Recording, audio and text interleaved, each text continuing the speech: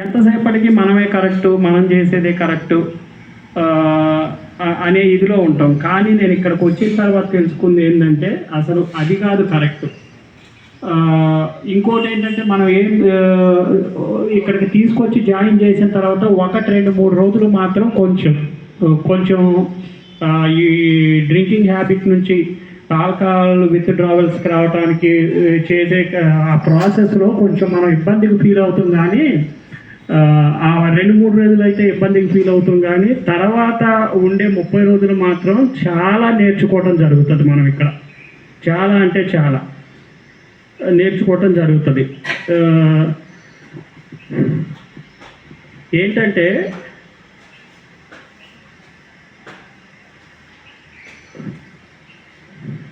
మనం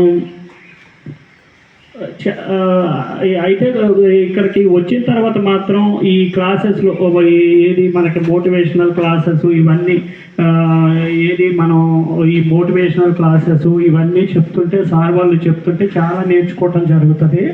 ఈ ఆల్కహాల్ అనే దాని నుంచి బయటపడటం కూడా జరుగుతుందండి. ఎందుకో సడన్గా మాటలు రావట్లేదు. కానీ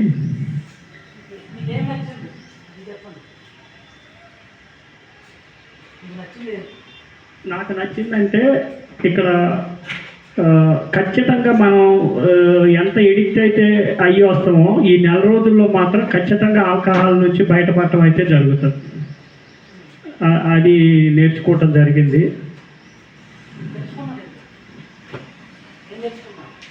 ఏం తెలుసుకోవటం అంటే మాత్రం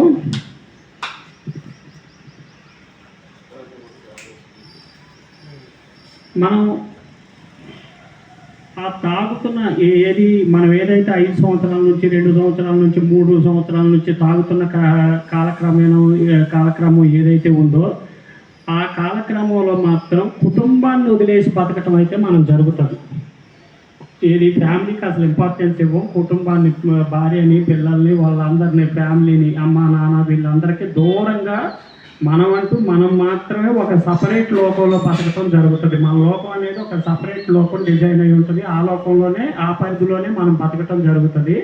ఇక్కడికి వచ్చి 1 మంత్ క్లాసులు తీసుకునే ఈ క్రమంలో 1 మంత్ 2 మంత్స్ క్లాసులు తీసుకునే ఈ క్రమంలో అయితే మనం దాని నుంచి బయటపడి మళ్ళీ సమాజంలో కలగటానికి మాత్రం ఇది ఒక్కటే మనకు అవకాశం, చివరి అవకాశం.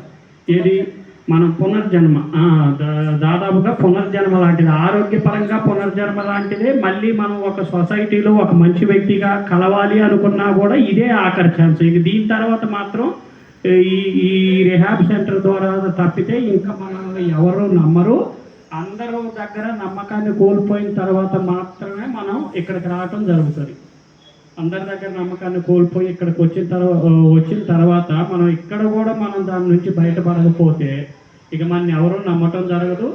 ఆరోగ్యపరంగా కానీ మన ఏది ఫ్యామిలీ పరంగా కానీ ఆరోగ్యపరంగా కానీ దేని పరంగా అయినా ఇక మళ్ళీ మనని ఎక్కడ నమ్మటం అనేది జరగదు. అసలు లైఫే ఉండదు అనుకోండి. ఇంకా అది ఇక్కడ అదే సార్. ఇక్కడ ఏంటంటే ఇది ఒక చివరి అవకాశంగా భావిస్తున్నా. మంచిగా ఏది ఇక్కడ క్రమశిక్షణ కానీ ఏది మామూలుగా ఏజ్తో సంబంధం లేకుండా, ఎటువంటి ఏజ్ వాళ్ళు వచ్చినా ఏజ్తో సంబంధం లేకుండా అందరికీ ఒకటే రూలు, ఒకటే క్రమశిక్షణ, ఏది ఒకటే విధానం అమలు చేసే పద్ధతి. ఏది మార్నింగ్ ఆ యోగా క్లాసులు కానీ వాకింగ్ కానీ, ఈవినింగ్ వచ్చేసరికి ఈవినింగ్ యోగా కానీ ఇవన్నీ ఏంటంటే మొత్తం ఒక విధానం అనేది, ఒక క్రమశిక్షణ అనేది ఇక్కడ నేర్పి పంపిస్తున్నారు. క్రమశిక్షణ అనేది నేర్పి పంపిస్తూ ఇక్కడ నాకు నచ్చింది.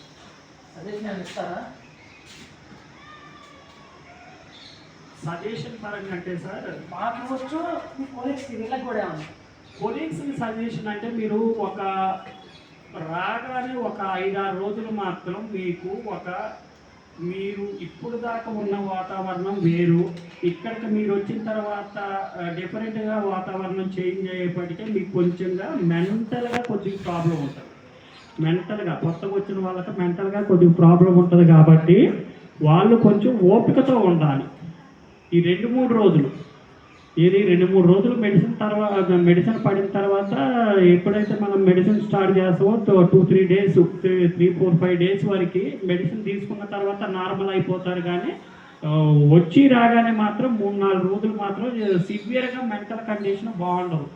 వాళ్ళకు మాత్రం చెప్తుంది ఏంటంటే కొంచెం అలవాటు పడేదాకా మీరు 2-3 రోజులు ఫోన్లు చేయండి అంటాం, కానీ మా వాళ్ళని పిలిపించండి అంటాం, కానీ నేను వెళ్ళిపోతా అంటాం, కానీ ఇక్కడికి వచ్చిన తర్వాత 30 రోజులు ట్రీట్మెంట్ తీసుకోకుండా అయితే ఎవరిని పంపించరు, అది పక్క. ఏది ఈ 30 రోజుల్లో కూడా మనలో మార్పు కనిపించలేదు అంటే ఇంకా ఎక్స్టెండ్ అయ్యేదానికి కూడా ఉంటుంది. ఆ పీరియడ్కి ఏం లిమిట్ అనేది ఏమి లేదు. కాబట్టి మనం ఏం నేర్చుకున్నాం, ఎంత క్రమశిక్షణ కొంటున్నాం, ఎంత పద్ధతి కొంటున్నాం అనేదే ముఖ్యం. పారామీటర్స్ అవే ఉంటాయి తప్పితే 30 రోజులు అయ్యింది నేను వెళ్ళిపోతా అనేది కూడా అదే పారామీటర్స్ కాదు, అర్థమవుతుంది నాకు. అట్లా అందుకు కొత్తగా వచ్చిన వాళ్ళు మాత్రం మీరు కొంచెం ఏది గాబరా పడకుండా అలవాటు పడేదాకా ఒక 2-3 రోజులు 4-5 రోజులు మాత్రం నా మెడిసిన్ పనిచేసేదాకా సార్ వాళ్ళకి టైం ఇవ్వాలని చెప్తున్నా.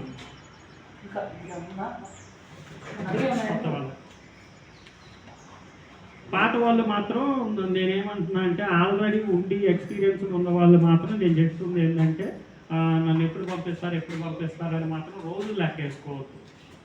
ఇక్కడ ఏం లేదు, మీరు ఉంటాం, మీకు ఏదైతే వర్క్ అసైన్ చేస్తున్నారో అది అప్పగిస్తున్నారో, ఏదైతే వర్క్ అప్పగిస్తున్నారో ఆ వర్క్ కంప్లీట్ చేసుకుంటూ ఉంటాం. తర్వాత సార్ వాళ్ళు టైం వచ్చినప్పుడు సార్ వాళ్ళే పంపిస్తారు కాబట్టి ఆ టైం వచ్చేదాకా ఎదురు చూడటం అంతే తప్పితే ఈ రోజు అని రోజులు లెక్క పెట్టుకోవద్దు దయచేసి.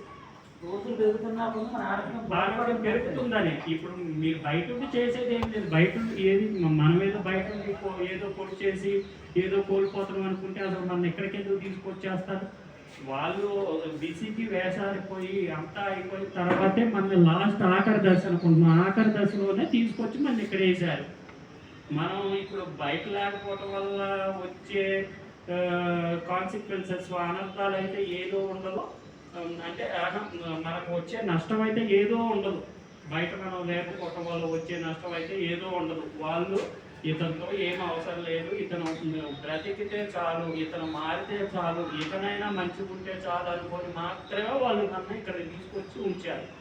కాబట్టి మనం ఏది బయటికి పోయి నాకు ఆ పని ఉంది, బయటికి పోవాలి, నాకు ఈ పని ఉంది అని చెప్పడం వేస్ట్.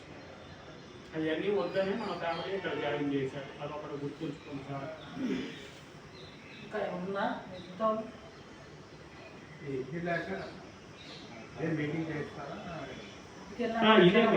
నేను ఇంటికి వెళ్ళిన తర్వాత 100%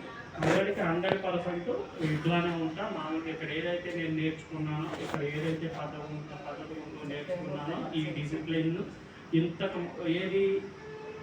ఇప్పుడు ఏదైతే నేను కోల్పోయా అనుకుంటున్నానో, ఏదైతే జీవితాన్ని నేను కోల్పోయా అని చెప్పేసి రియలైజ్ అవుతున్నానో ఆ జీవితాన్ని మళ్ళీ నాకు ఈ చేతి సంస్థ నాకు మళ్ళీ అవకాశం, మళ్ళీ నేను ఇదివరకట్లా నా పాత రోజులు అంటే తాగిన రోజులు కాకుండా ఇంతకుముందు నా స్కూల్ టైం, నా కాలేజ్ టైం రోజులు ఎలా ఉండేవో అలాంటి మంచి జీవితాన్ని గడపడానికి నేను ప్రయత్నం చేయడమే కాదు 100% మంచి జీవితాన్ని గడుపుతాను. నాకు చేతి సంస్థ అందించిన మంచి జీవితాన్ని ఆ క్రమశిక్షణ మాత్రం వదిలిపెట్టనని చెప్తున్నాను.